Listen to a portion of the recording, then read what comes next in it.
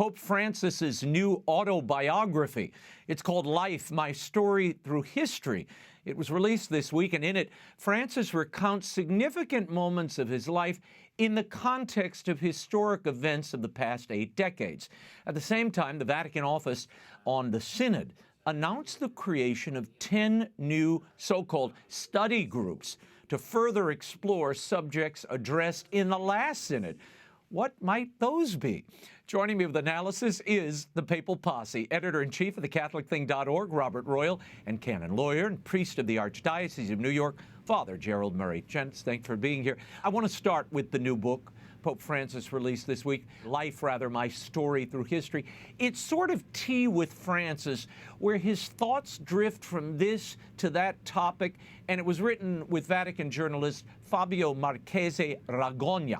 Now, throughout, Francis relates stories from his own life with a running commentary of history over the past 80 years or so. Bob, before we get into specifics of the book, and I will, what are your impressions of this project, and why do you think it was written and released now?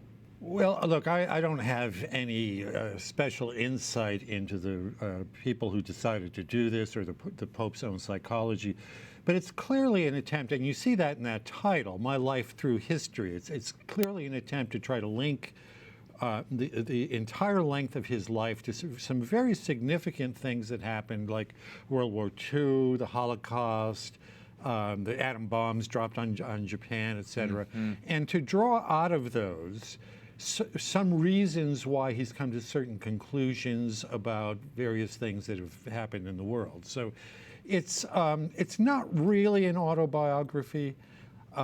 It's really a kind of a novelistic setting of context. I mean, the collaborator says, I'm setting a little bit of context so that he can then talk. So that he'll talk about the early life of the family of the Bergoglio family in Argentina, and then how certain things impacted, and then the Pope will go on for a couple of pages drawing on that. But it's kind of a programmed way to insert his life in relationship to some of the bigger things that happened in the 20th and then even into the 21st century, which I think just is a way to try to show that he's somehow engaged, even if somewhat distantly, because he was not a front and center active participant in history. With Benedict, you had, the World War II setting as a child, and he was there, and he was in the middle of the rise of the Nazis and escaping and all of that.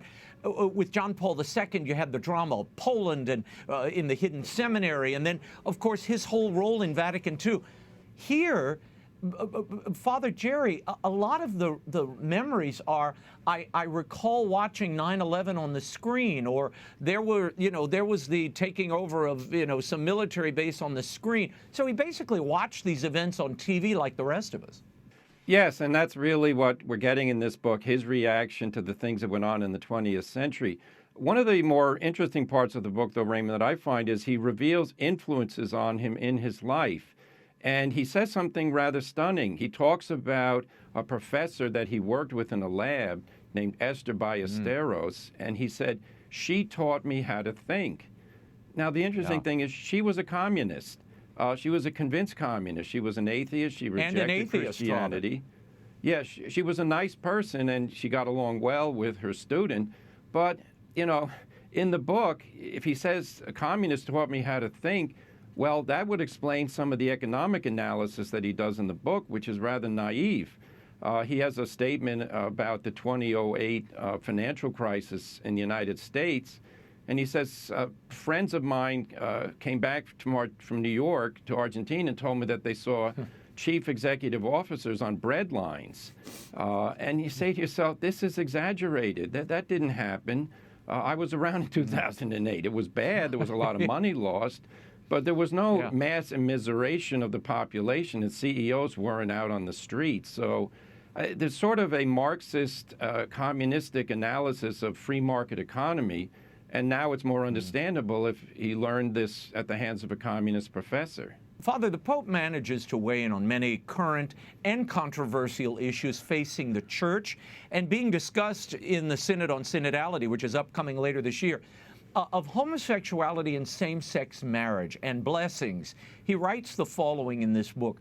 I imagine a mother church who embraces and welcomes everyone, even those who feel they are in the wrong and have been judged by us in the past.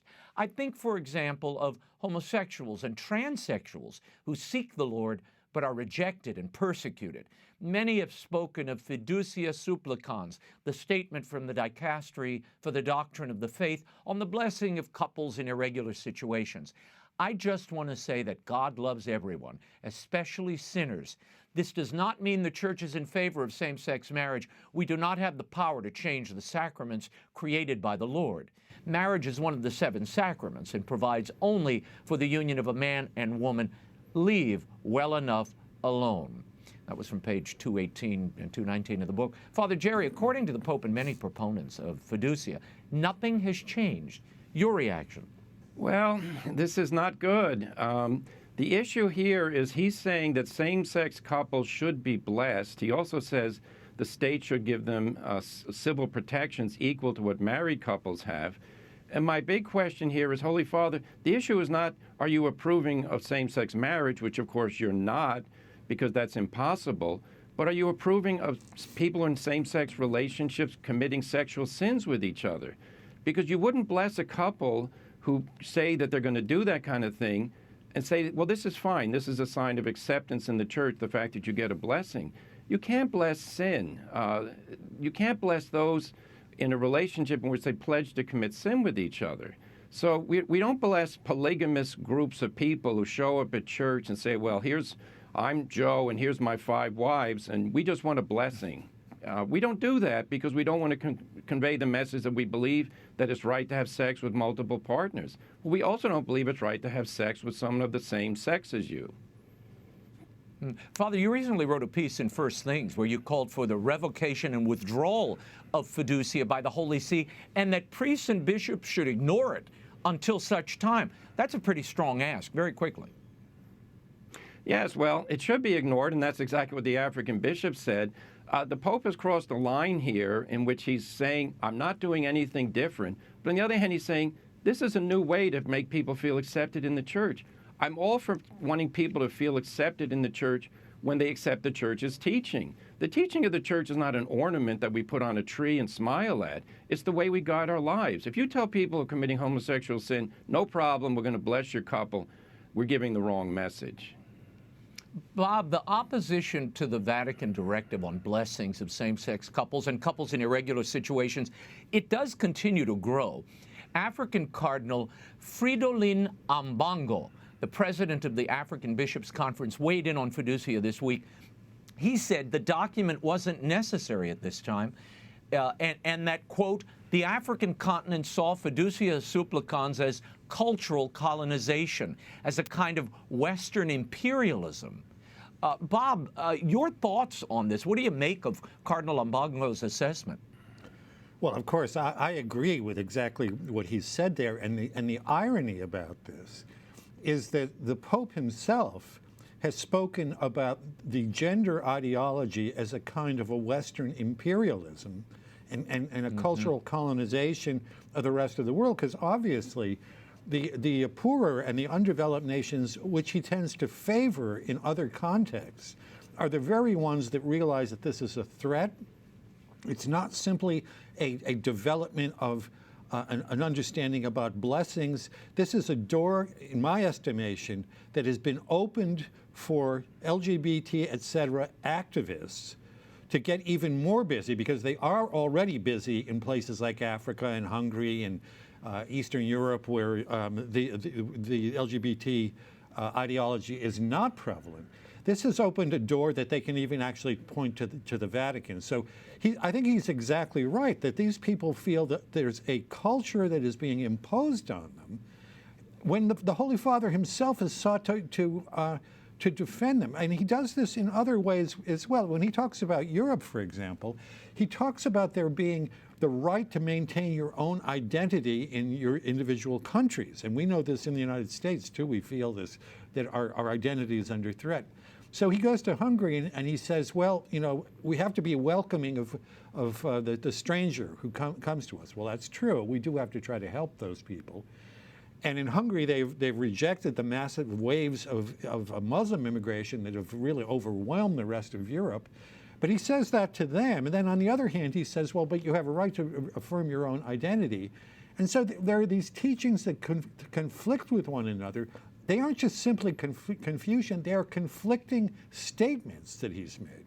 Pope Francis goes on to say this, and Father, you alluded to this about the civil unions. The quote is, "Civil unions are another matter, and on this subject I've said on many occasions that it is right that these people who experience the gift of love should have the same legal protections as everyone else." Jesus often met and spent time with people who lived on the margins of society, who lived in the existential peripheries. And that is what the Church should be doing today with the members of the LGBT plus community. And those who have not been baptized and would like to be, or who would like to be godfathers and godmothers, let them be welcomed, please. Let them follow a careful path of personal discernment. Father Jerry, the Pope is endorsing civil unions for same-sex couples. He's done that multiple times over many years.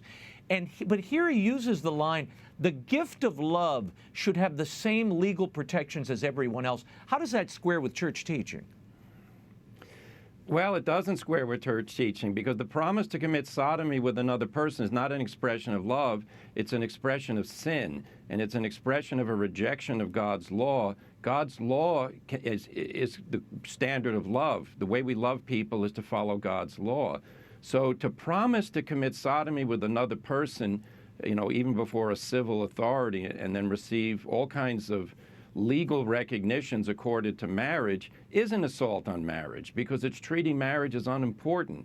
It's treating sexual preferences of everybody in the world as of equal value. This is very dangerous, and the Pope should not use this language, because he's giving the impression that people involved in homosexual activity with each other are loving each other. They're not.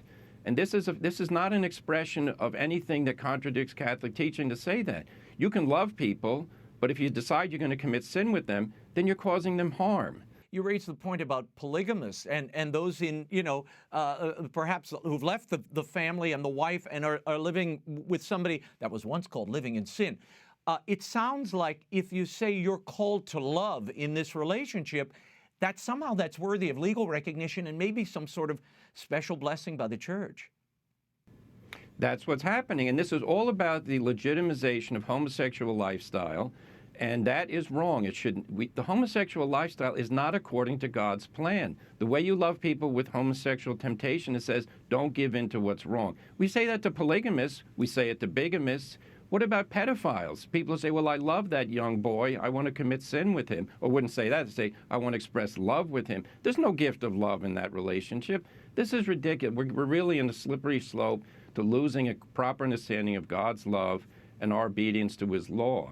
Bob, the Pope writes about the careful pathway to personal discernment, but isn't a godparent, in the case of, you know, the folks that he's underlining here, isn't a godparent an individual that's meant to lead the baptized to faith? How can you do that without being baptized yourself? Well, as I understand it, you can't really be officially named as a godparent without actively yourself pursuing the Catholic life. I don't know if that's true in canon law, Father, or not. That's, a priest just happened to say that to me last night. Look, what we see in this is that they'll continue to deny that they're trying to affirm these irregular relationships as relationships. I remember way back at the very first Synod on the Family, in the interim report, there was a line about valuing what is good in same-sex relationships. So this has been there from the very beginning of this whole synodal papal process that we've been seeing. And what are the valences, as I like to put it, that occur when you begin to talk like this? Father has talked about the moral and the theological dimension of this, but we know that socially speaking, you can say that, well, the law is still in effect, but we're not going to enforce it, or we're going to actually kind of affirm people who break whatever law that it actually is. And are lots of people suddenly turning to the Catholic Church as a result of these unusually developed blessings that have suddenly come about? I think that, as often used to happen in the Christian Marxist dialogue, it looks more like the Church going forward toward a heterodox view and a heterodox group, which is never going to join the Church, by the way, rather than evangelizing them and bringing them into the fold. So both in the theoretical end and at the practical end, it seems to me that it has an effect that's very clear. Father, Pope Francis, in his life book, he returns to a theme of the papacy that we've entertained here on multiple occasions. He invokes the dreaded rigidity. Here's the quote: "I believe it is essential today that we abandon the rigidity of the past and distance ourselves from a church that points the finger of condemnation. This is what I meant when I wrote to Cardinal Victor Manuel Fernandez, the prefect of the Dicastery for the Doctrine of the Faith. On the day of his appointment, these attitudes have driven the faithful away. It is therefore important to preserve and promote the faith by placing ourselves close to the people, leaving our embroidery, frills, and lace cuffs in the closet, and concentrating instead on the Christian message of compassion and closeness." Now, Father Jerry, after Guardians of the Tradition and now this, it's quite clear Pope Francis has a strong distaste, I think, for traditional Catholics, traditional Catholicism. Why do you think he continues down this path? That's a good question. Only he can answer it. What we can do is react to his public statements. And I'll certainly say this rigidity theme, this goes back to the 1970s. This was a cudgel used to attack people who wanted to say Vatican II did not represent a revolution. There was continuity in the life of the Church. The last two pontificates spent their whole effort trying to show that. And now the Pope is resurrecting this idea, well, if you like anything before Vatican II, you're rigid, meaning that you're incapable of advancing in life. It's a caricature. And as regards condemnation, tell the people who just got thrown out of their Latin Mass at their cathedral or parish, are they being condemned? Absolutely. They're being told that they can no longer go to this Mass. They're told they have to go to the new Mass. They have to get rid of it. You know, he uses these caricatures of, vestments and the like. Please, Holy Father, the goal of all Latin Mass Catholics who were enjoying Summorum Pontificum was to live peacefully in the Church in union with the Holy Father, but you've turned them out of their parishes. If that's not a condemnation, I don't know what is. Bob, I think even moderate to liberal Catholics, those I know, they feel some discomfort with this assault, which is, I think what you have to call it, launched against traditional Catholic practice and piety. And the Latin Mass is a piece of that. And look, I think that cuts across ideological persuasions, by the way. Love of these devotions, love of the sacraments, love of these pious ways of life and rituals. This is what binds people and brings their faith to life for them. Why alienate a huge part of the flock who just want to worship in a traditional or ancient way? I think we see in this so-called autobiography some justifications for the decisions like that he makes. And we've talked about in past shows about what he kind of considers his turn from being an authoritarian to being more open to the future. And he kind of says, well, I wasn't a conservative, but people thought I was because I was an authoritarian.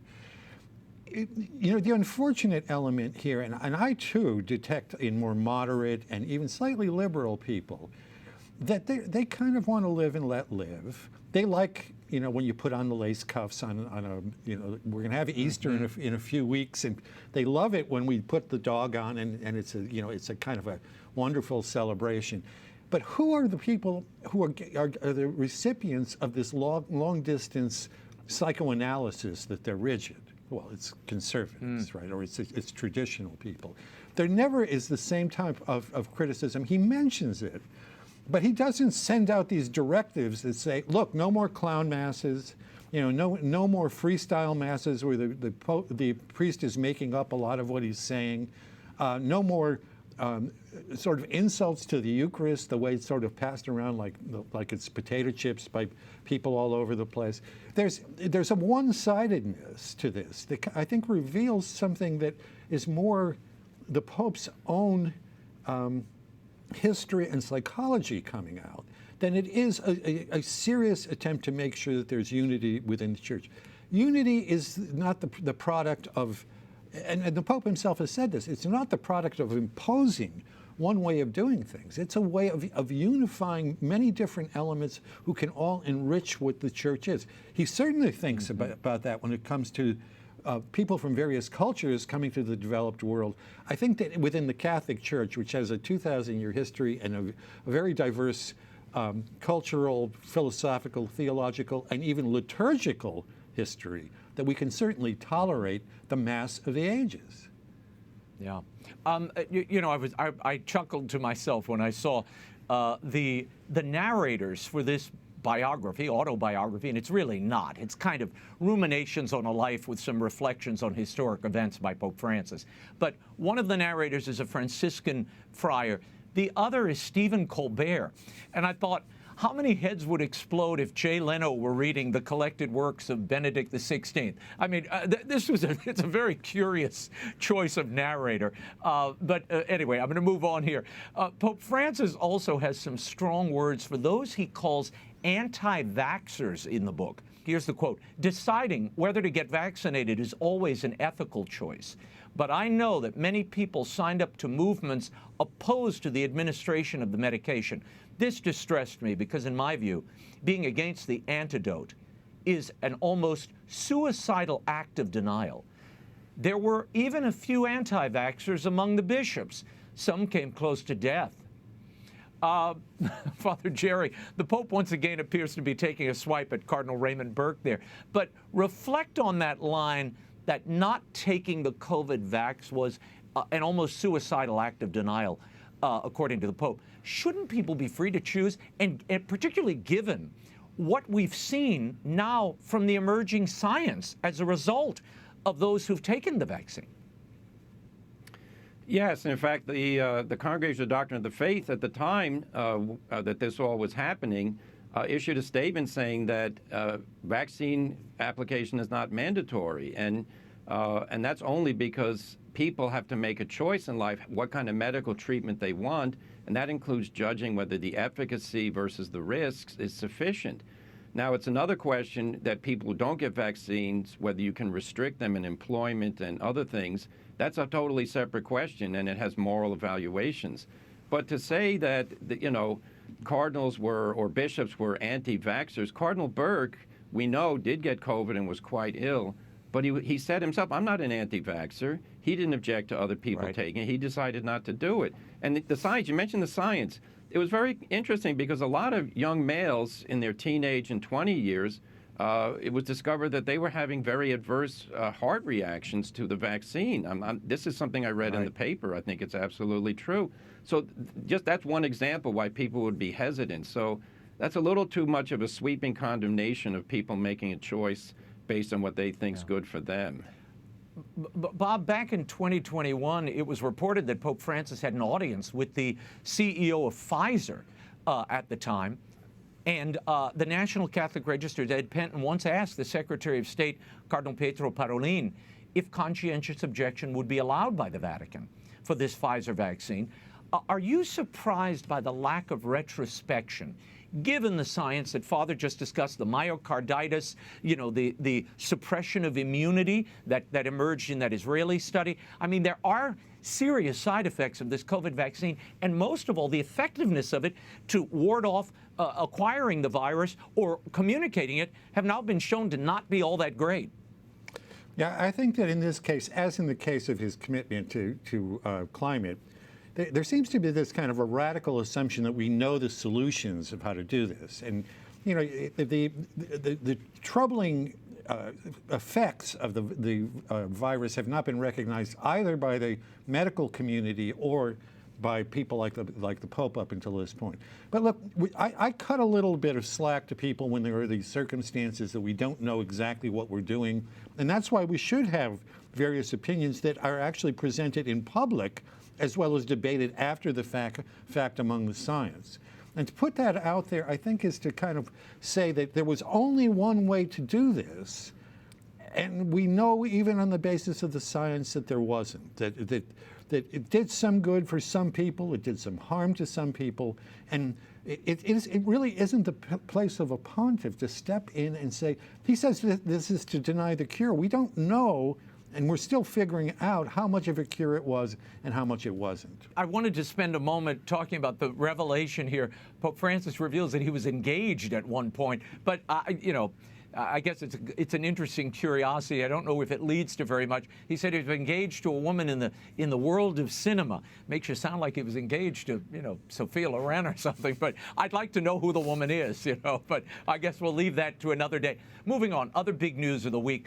The Vatican announced the creation of 10 study groups pertaining to topics raised at the Synod on Synodality last October. Now, some of the Synod's most controversial topics, such as the ordination of women to the diaconate or priesthood, will be taken up, again, by these study groups. Father Jerry, the work of these groups will extend beyond October 2024, at least through June of 2025. Is this going to be a never-ending synodal process? This sounds like an insurance of certain ends, if you will. Well, when I heard this announcement, I said, essentially, synodality is dead, and the Synod Assembly coming up in October is going to be a gathering of spectators.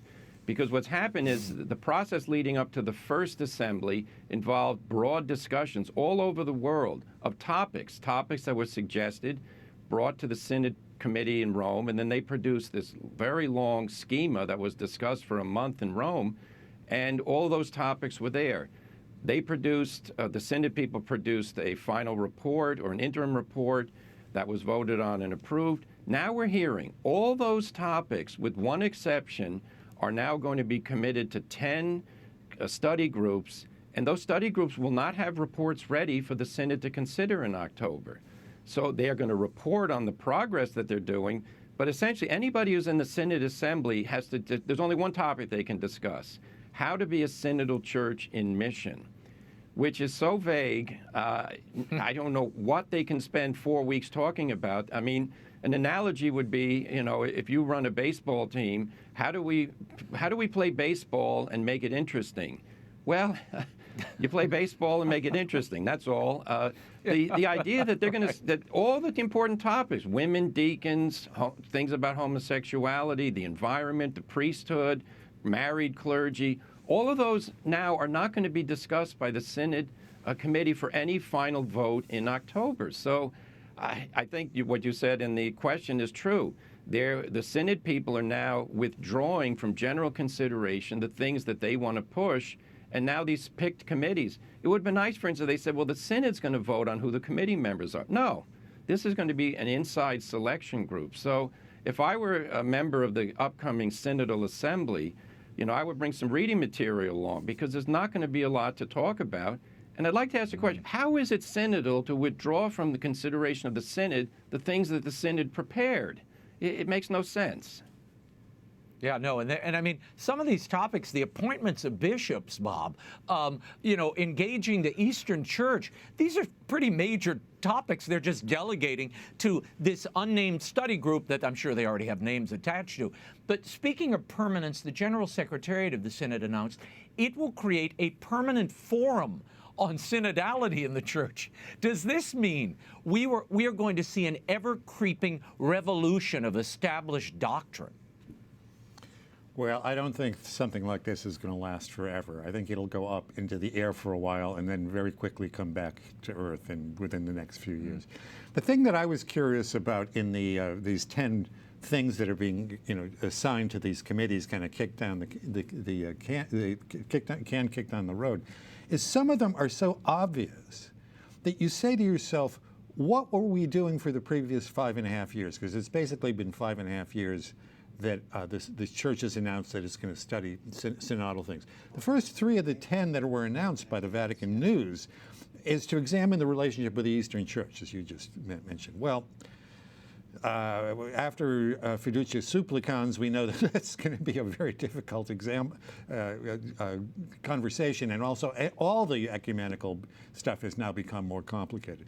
The second point is listening to the cry of the poor. Have we not thought about the poor before?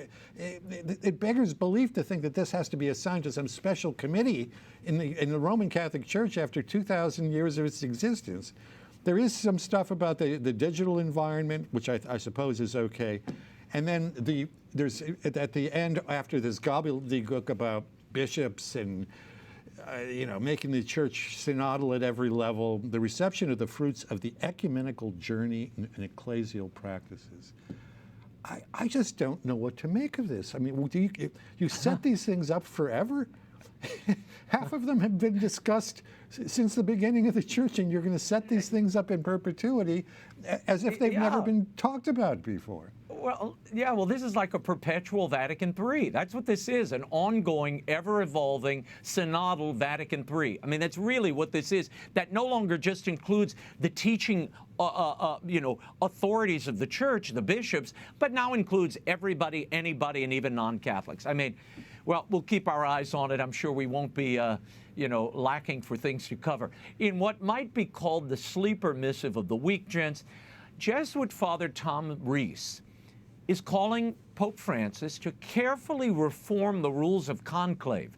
He writes, before he retires or dies, Pope Francis needs to reform the process for choosing his successor, because the current rules could result in a conclave deadlocked between a conservative and a liberal candidate. The process for choosing a pope is not divinely inspired. It is a human creation that has changed over time and can change again. Father Jerry, Rees wants Pope Francis to return the conclave rules to the 2/3 vote requirement, not a simple majority, with no limit on the number of ballots in order to eliminate the possibility of a deadlock. Is that necessary? I don't think it's necessary. And I think the goal here is what we've heard rumors of previous to this latest article, which is that they want to have non-cardinals in there influencing, if not voting, with the cardinals. So that's a goal. I mean, and look, in the synodal church, suddenly the synod of bishops becomes the synod of bishops plus everybody else. So if that's the goal, to have a conclave with everybody else involved, no, that would be a big mistake. Now, why is he worried about the outcome? Let the cardinals, in their wisdom, pray and influence each other and decide. As a journalist, Father Rees can write and try to influence from the outside, but changing the rules at this point based on his presumption that he doesn't want a conservative to be in a deadlock, which is obviously means he doesn't want a conservative to even win, this is not a fruitful discussion.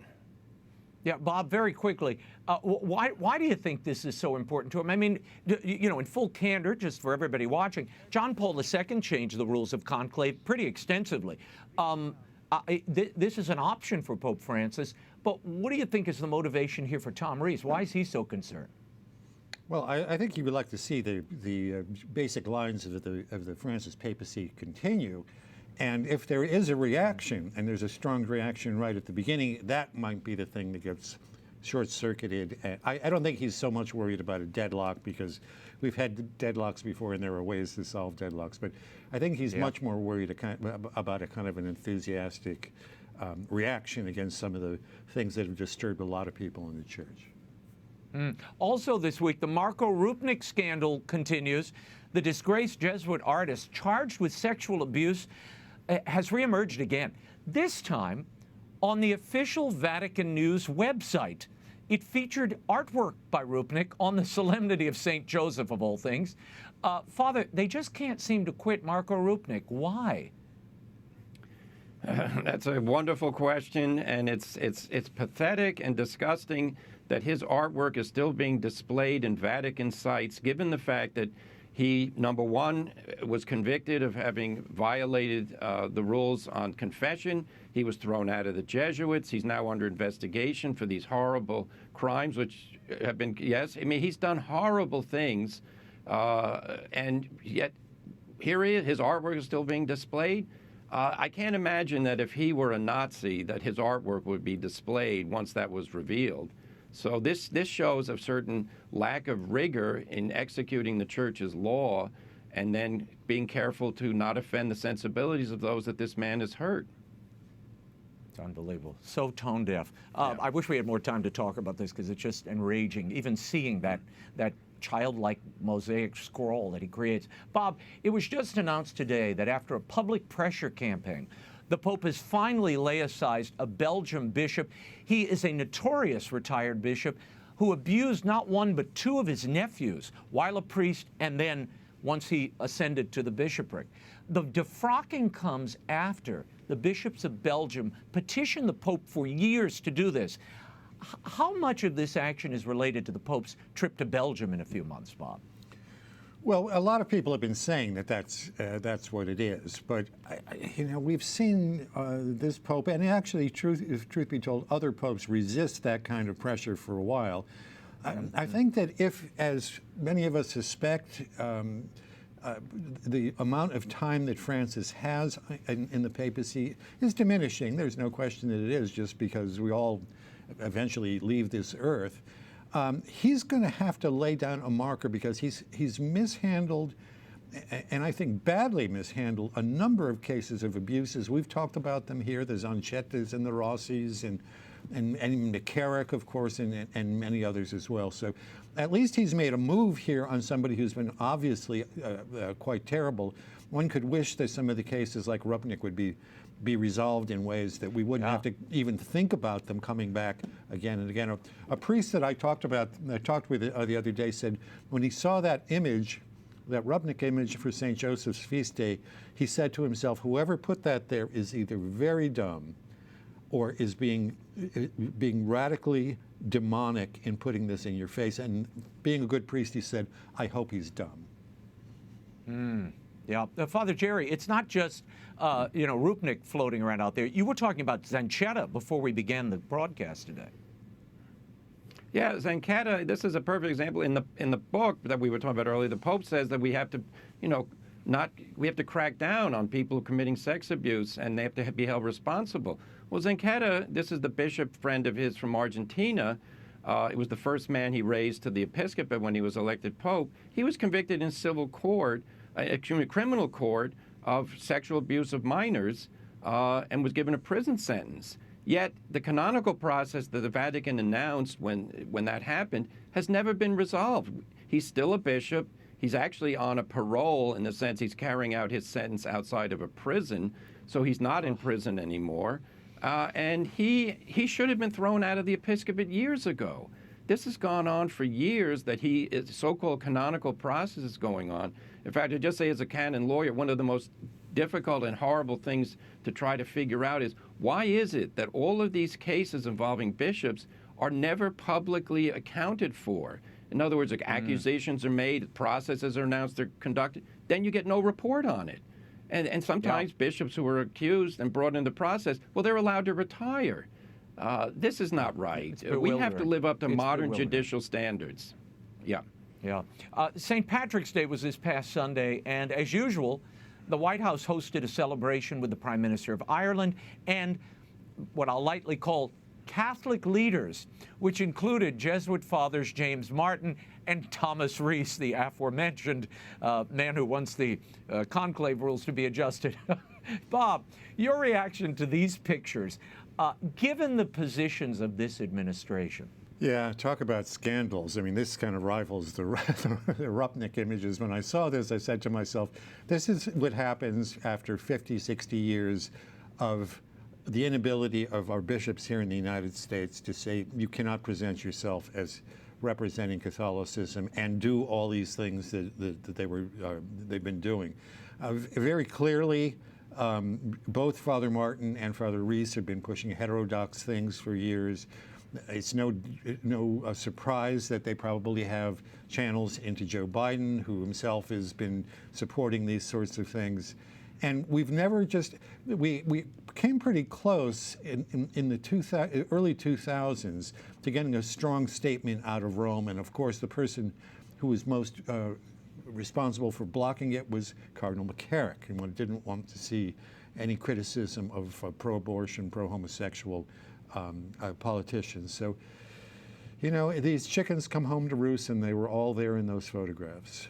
Gentlemen, we will leave it there. For commentary by Father Gerald Murray and Robert Royal, you can always visit thecatholicthing.org. Thank you both.